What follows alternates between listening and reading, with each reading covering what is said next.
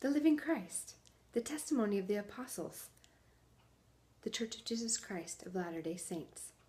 As we commemorate the birth of Jesus Christ 2 millennia ago, we offer our testimony of the reality of his matchless life and the infinite virtue of his great atoning sacrifice.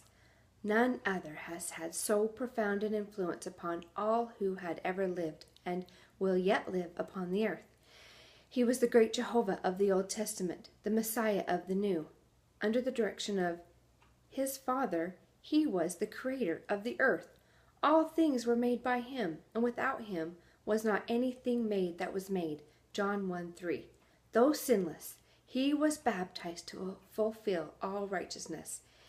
He went about doing good, Acts 10:38, yet was despised for it. His gospel was a message of peace and goodwill. He entreated all to follow his example. He walked the roads of Palestine, healing the sick, causing the blind to see, and raising the dead.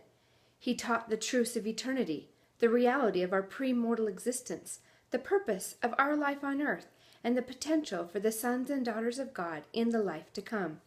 He instituted the sacrament as a reminder of his great atoning sacrifice. He was arrested and condemned on spurious charges, convicted to satisfy a mob, and sentenced to die on Calvary's cross. He gave his life to atone for the sins of all mankind. His was a great vicarious gift in behalf of all who would ever live upon the earth.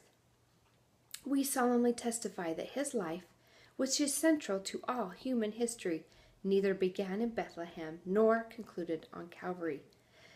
He was the firstborn of the Father, the only begotten Son in the flesh, the Redeemer of the world. He rose from the grave to become the first fruits of them that slept, 1 Corinthians 15:20. As risen Lord, he visited among those he had loved in life.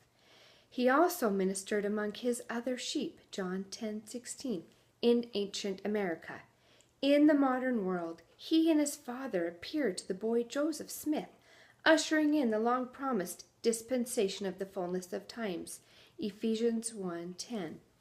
Of the living Christ, the prophet Joseph wrote, his eyes were as a flame of fire. The hair of his head was white like the pure snow. His countenance shone above the brightness of the sun, and his voice was as the sound of the rushing of great waters, even the voice of Jehovah, saying, I am the first and the last. I am he who liveth. I am he who was slain. I am your advocate with the Father. Doctrine and Covenants 110:3-4. Of him the prophet also declared, and now, after the many testimonies which have been given of him, this is the testimony last of all, which we give of him, that he lives. For we saw him, even on the right hand of God, and we heard the voice bearing record that he is the only begotten of the Father, that by him, and through him, and of him, the worlds are and were created, and the inhabitants thereof are begotten sons and daughters of God. Doctrine and Covenants 76:22-24. We declare in words of solemnity that his priesthood and his church have been restored upon the earth, built upon the foundation of apostles and prophets, Jesus Christ himself being the chief cornerstone. Ephesians 2:20. We testify that he will someday return to earth, and the glory of the Lord shall be revealed, and all flesh shall see it together. Isaiah 4:45.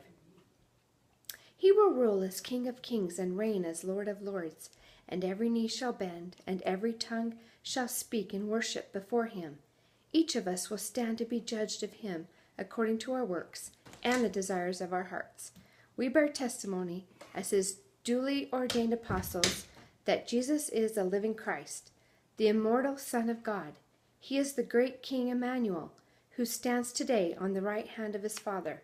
He is the light, the life, and the hope of the world.